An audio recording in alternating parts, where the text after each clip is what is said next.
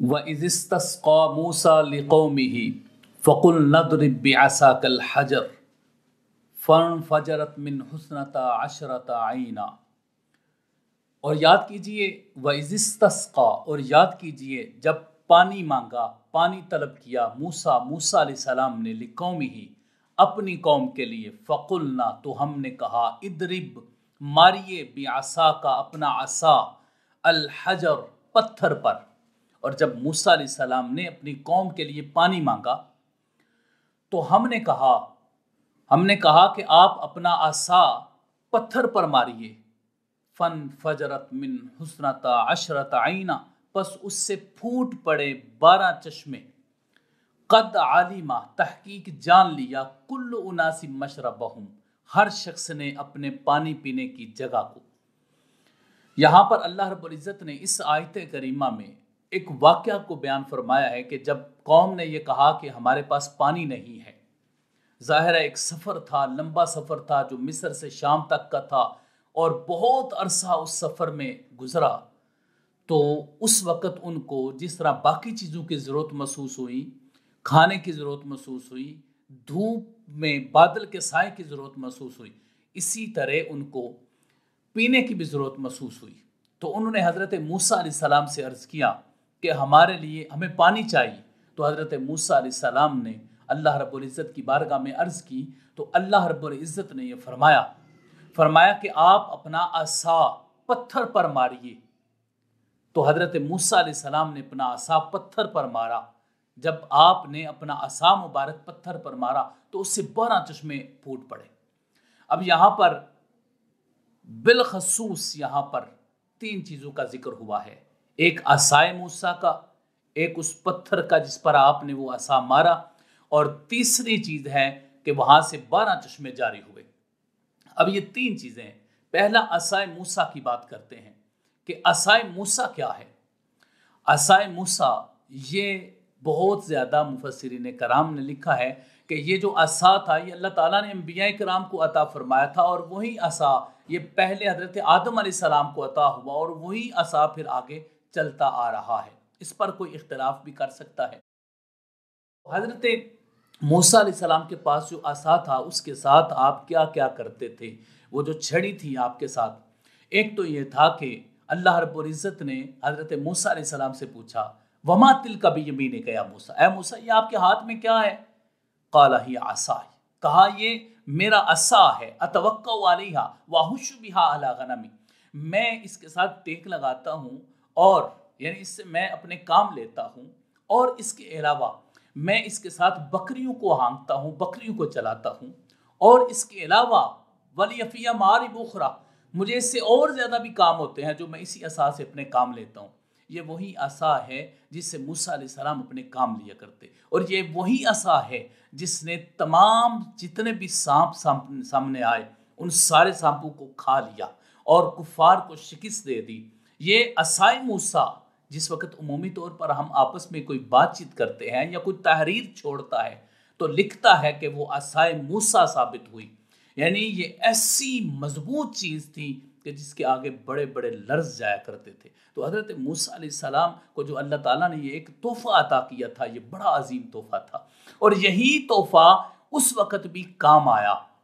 جس وقت حضرت موسیٰ علیہ السلام کے پیچھے پوری فرعون کی فوج تھی اور وہ بحر کلزم پر تھے، تو اس وقت بھی حضرت موسیٰ علیہ السلام کے یہ کام آیا، اور حضرت موسیٰ علیہ السلام کا یہ معجزہ ہے جو عصا ہے، اللہ تعالیٰ نے آپ کو عطا فرمایا ہے۔ تو یہاں پر بھی یہ فرمایا کہ آپ اپنا عصا پتھر پر ماریے۔ یہ پتھر کون سا پتھر ہے؟ یہ پتھر ایسا پتھر تھا، بات یہ کہتے ہیں کہ یہ وہی پتھر تھا جس پر حضرت موسیٰ علیہ السلام نے اپنے کپڑے رکھے تھے، اور بات یہ کہتے ہیں کہ یہ پتھر حضرت موسیٰ علیہ السلام کے قد جتنا پتھر تھا،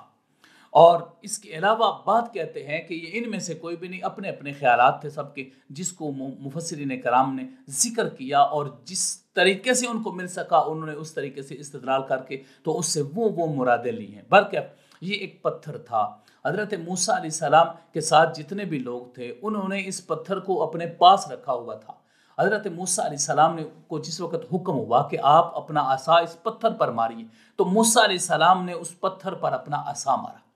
آپ نے کیسے وہ عصا مارا؟ وہ عصا کس طریقے سے حضرت موسیٰ علیہ السلام نے مارا؟ امام ابن کثیر لکھتے ہیں کہ حضرت موسیٰ علیہ السلام کے پاس جو بھی آدمی جس کو پانی چاہیے ہوتا وہ آتا، اور ایک قوم، ایک گروہ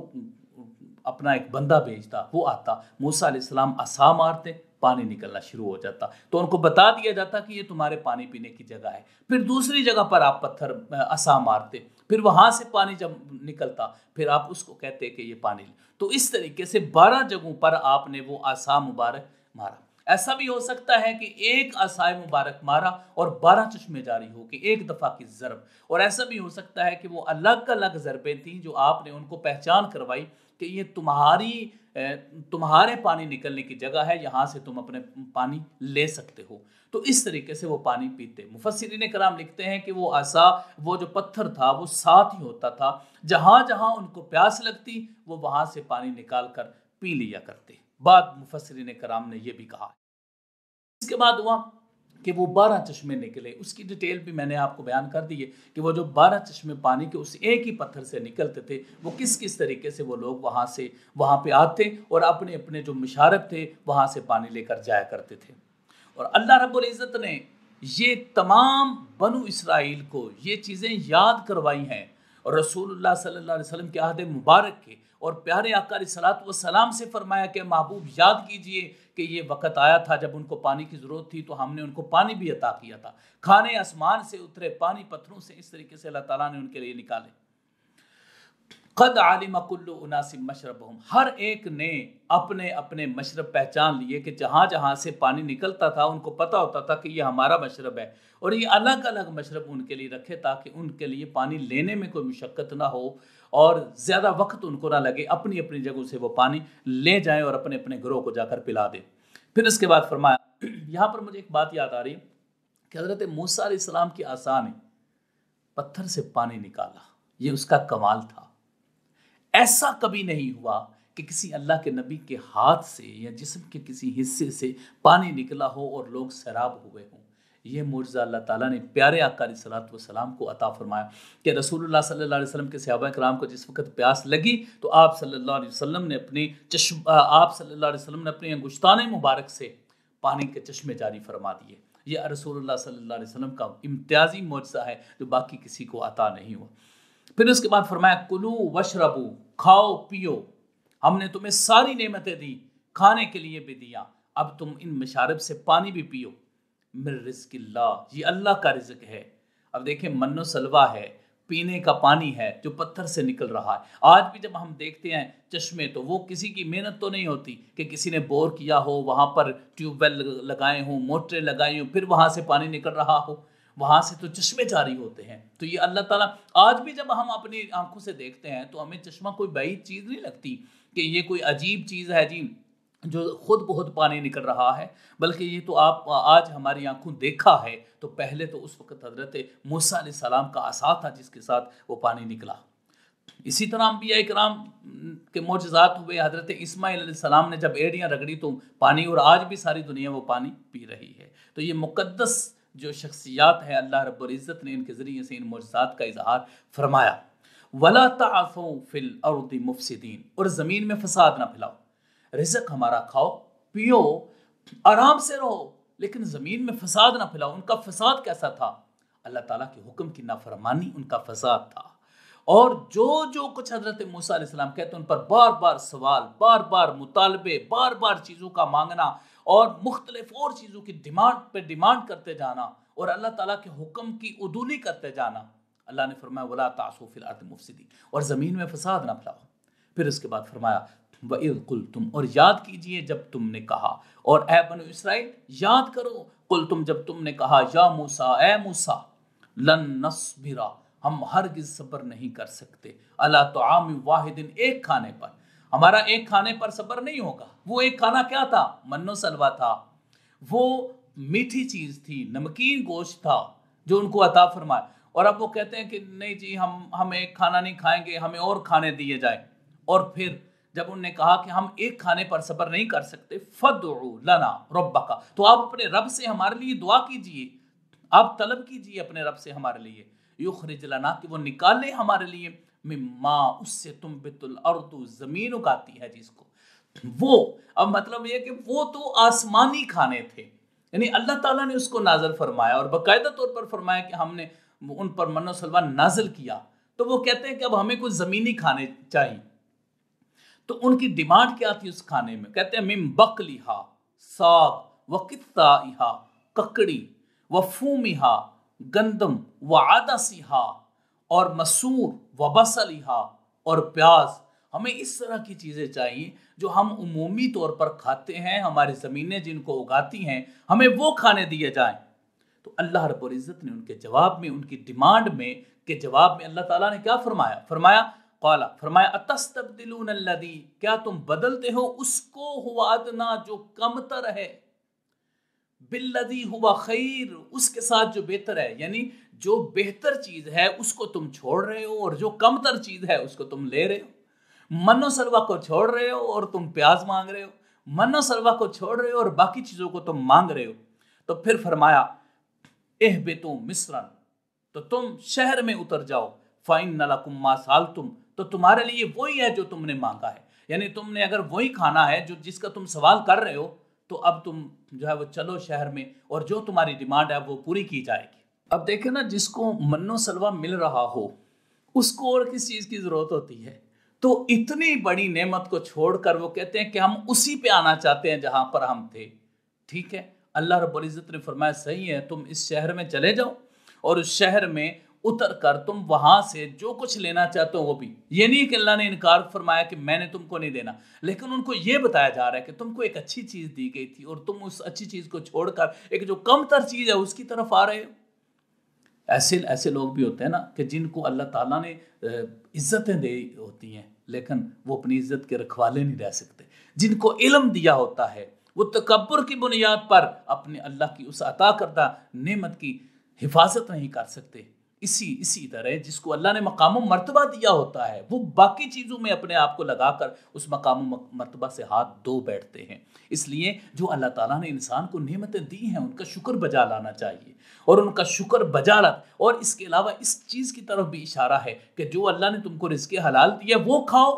تم زیادہ اپنے ہوس کی خاطر تم رزق حرام بھی اٹھا کر کھاتے ہو تو پھر سزائیں تو ملتی ہیں، پھر مشکلات تو آتی ہیں۔ تو اللہ نے فرمایا وَضُرِبَتْ عَلَيْهِمُ الذِّلَّةُ وَالْمَسْكَنَةُ، یہ چھوٹی چھوٹی چیزیں اختیار کرنے کی وجہ سے، اللہ کی نعمتوں کو بھول جانے کی وجہ سے اور ان کا شکریہ ادا نہ کرنے کی وجہ سے اور اللہ تعالیٰ کے احکامات کی پیروی نہ کرنے کی وجہ سے پھر کیا ہوا؟ ضُرِبَتْ عَلَيْهِمُ الذِّلَّةُ، ان پر مسلط کر دی گئی، ان پر ڈال دی گئی کیا؟ الذلہ والمسکنہ، ذلت اور بدحالی، ان پر اللہ رب العزت نے ذلت اور بدحالی ڈال، ان کے اپنے کرتوتوں کی وجہ سے یہ سارا کچھ ہوا کہ ان کو ان نے اعلیٰ چیزوں کو چھوڑا اور ادنا چیزوں کی طرف آ گئے۔ پھر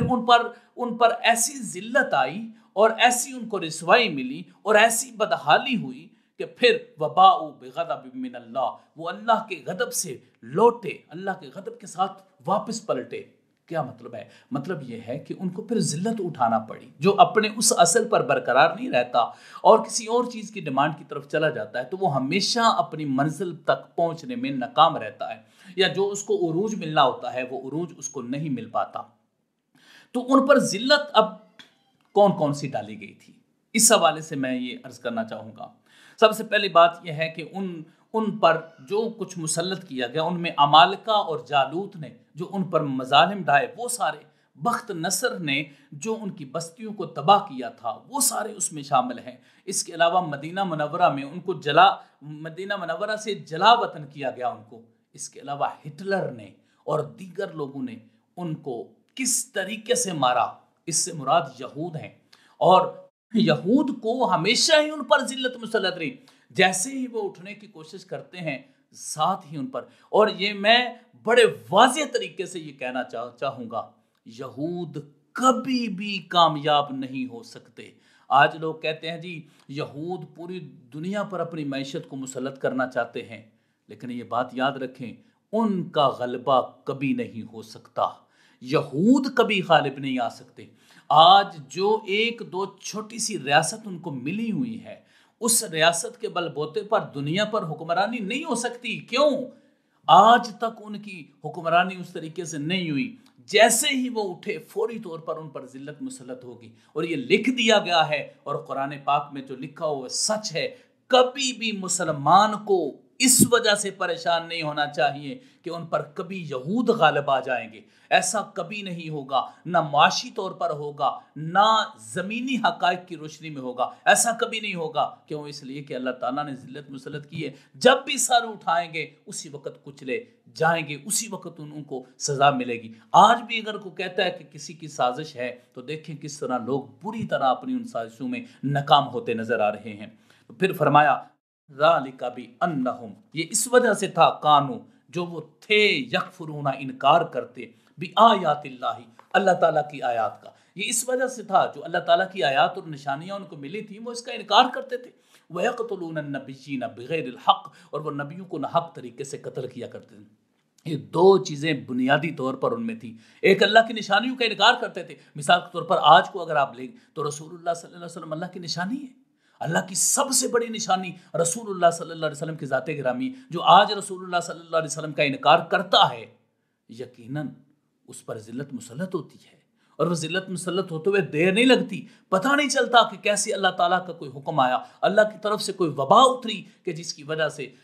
ساری دنیا جام ہو کر رہ گئی۔ تو ایسی اس طرح کے معاملات پھر انسان کے ساتھ ہوتے ہیں۔ رسول اللہ صلی اللہ علیہ وسلم کا انکار کرنے والا کبھی بھی مسلمان نہیں ہو سکتا، اور نہ ہی وہ کسی قسم کے ثواب کا مستحق ہو سکتا ہے، کیونکہ وہ رسول اللہ صلی اللہ علیہ وسلم کا انکار کر رہا ہے۔ وَيَقْتُلُونَ النَّبِيِّينَ بِغَيْرِ الْحَقِّ، اور وہ انبیاء اکرام کو ناحق طریقے سے قتل کیا کرتے تھے۔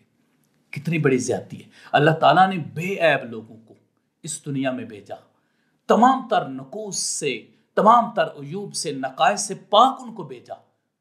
اور ان سے غلطیاں بھی سرزاد نہیں ہوتی رہی، تو اس کے باوجود پھر وہ کیوں ان کو قتل کرتے رہے؟ اسی لیے تو اللہ نے فرمایا کہ ان کو ناحق طریقے سے قتل کرتے تھے۔ حضرت شعیب علیہ السلام کو انہوں نے قتل کیا، حضرت زکریا علیہ السلام کو انہوں نے شہید کیا، حضرت یحییٰ علیہ السلام کو انہوں نے شہید کیا، اور دیگر کثیر تعداد میں انبیاء اکرام کو انہوں نے ناحق طریقے سے شہید کیا۔ تو ایسے کرتوتوں کا بدلہ پھر اسی طرح ہی ملتا ہے کہ انسان، اور پھر یہ معاملہ ہوا کہ پھر اس کے بعد بھی جو ان کی نسلیں بھی آتی رہیں وہ بھی کبھی بھی سر نہیں اٹھا سکی، اور جب ہی سر اٹھایا تو فوری طور پر ان پر ذلت مسلط ہوئی۔ فرمایا ذالک بما عصوا، یہ اس وجہ سے تھا کہ انہوں نے نافرمانی کی، وقانوا یعتدون، اور وہ حد سے تجاوز کرنے والے ہو گئے۔ اب اس کا یہ مطلب نہیں ہے کہ اللہ تعالیٰ نے ان پر نعوذ باللہ کوئی زیادتی فرمائی، ایسا نہیں ہے، بلکہ ان کے اپنے کرتوت تھے، اپنے اعمال تھے، وہ اپنے اعمال کی وجہ سے ایسا کرتے ہیں۔ آج بھی لوگوں کو جب دیکھتے ہیں کہ لوگ نمازوں کی طرف نہیں آتے، روزوں کی طرف نہیں آتے، اطاعت الہی کی طرف نہیں آتے، جب اس طرف نہیں آتے تو پھر ان پر ذلت مسلط ہو جاتی ہے، اور جب ان پر ایسا معاملہ ہوتا ہے، غربت آتی ہے، ذلت آتی ہے، پریشانی آتی ہے اپنے اعمال کی وجہ سے، اور جو ذہنی سکون ہوتا ہے وہ اڑ جاتا ہے، تو پھر کہتے ہیں پتہ نہیں اب ہمارے ساتھ کیا ہونا ہے، ہماری تو دعائیں بھی قبول نہیں ہو رہی ہوتی۔ میرے بھائیو دوستو، دعائیں مقبولیت کے، دعاؤں کی مقبولیت کے لیے اللہ تعالیٰ کا قرب حاصل ہونا چاہیے، انسان کو عاجز ہونا چاہیے، تکبر سے نکلنا چاہیے، گناہوں سے نکلنا چاہیے۔ پہلے انسان اپنے آپ کو صاف کرے، ستھرا کرے، پھر اس کے بعد اللہ کی بارگاہ میں عرض کرے، تو اللہ تعالیٰ اس کی توبہ قبول فرماتے ہیں۔ نتیجتاً یہ بات سامنے، جو انسان بھی اپنی زندگی میں کامیاب ہونا چاہتا ہے اسے اطاعت الہی اس کے لیے ضروری ہے۔ اب میں اس کا ترجمہ کرتا ہوں۔ وَإِذِ اسْتَسْقَىٰ مُوسَىٰ لِقَوْمِهِ، جب موسیٰ علیہ السلام نے اپنی قوم کے لیے پانی مانگا، فَقُلْنَا، تو ہم نے کہا، اضرب بِعَصَاكَ الْحَجَرَ، اپنا عصا پتھر پر ماریے، فَانْفَجَرَتْ مِنْهُ اثْنَتَ عَشْرَةَ عَيْنًا، پس اس سے 12 چشمے پھوٹ پڑے، قَدْ عَلِمَ كُلُّ أُنَاسٍ مَشْرَبَهُمْ، ہر شخص نے اپنے پینے کی جگہ کو پہچان لیا۔ کُلُوا وَاشْرَبُوا مِن رِزْقِ اللَّهِ، کھاؤ اور پیو اللہ کے رزق سے، وَلَا تَعْثُوا فِي الْأَرْضِ مُفْسِدِينَ، اور زمین میں فساد نہ پھیلاؤ۔ وَإِذْ قُلْتُمْ يَا مُوسَىٰ، اور یاد کرو جب تم نے کہا ہے موسیٰ، لَن نَصْبِرَ، ہم ہرگز نہیں صبر کر سکیں گے، عَلَىٰ طَعَامٍ وَاحِدٍ، ایک کھانے کے اوپر، فَادْعُ لَنَا رَبَّكَ، پس آپ ہمارے لیے ہمارے رب سے طلب کیجئے، يُخْرِجْ لَنَا مِمَّا تُنبِتُ الْأَرْضُ، کہ وہ ہمارے لیے نکالے جس کو زمین اگاتی ہے، مِن بَقْلِهَا، ساگ، وَقِثَّائِهَا، اس سے ککڑی، وَفُومِهَا، اور گندم، وَعَدَسِهَا، وَبَصَلِهَا، مسور اور پیاز۔ قال اتستبدلون الذی هو ادنی بالذی هو خیر، فرمایا کیا تم بدلتے ہو اس سے جو کم تر جو بہتر ہے اس کو کم تر سے بدلتے ہو، یعنی تم بہتر کی جگہ پہ کم تر لینا چاہتے ہو، اہبطوا مصر، تو چلو تم مصر میں اتر جاؤ، تم شہر میں، فإن لکم، بس تمہارے لیے وہی ما سألتم جس کا تم نے سوال کیا، وضربت علیہم الذلۃ والمسکنہ، اور ان پر ذلت اور بدحالی ڈال دی گئی، وباؤوا بغضب من اللہ، وہ اللہ کے غضب کے ساتھ لوٹے، ذالک بانہم، یہ اس وجہ سے کانوا یکفرون، جو وہ انکار کرتے تھے بآیات اللہ، اللہ کی نشانیوں کا، ویقتلون النبیین بغیر الحق، اور انبیاء کرام کو ناحق طریقے سے قتل کیا کرتے تھے، ذالک بما عصوا وکانوا یعتدون، یہ اس وجہ سے تھا جو انہوں نے نافرمانی کی اور وہ حد سے تجاوز کرتے رہے۔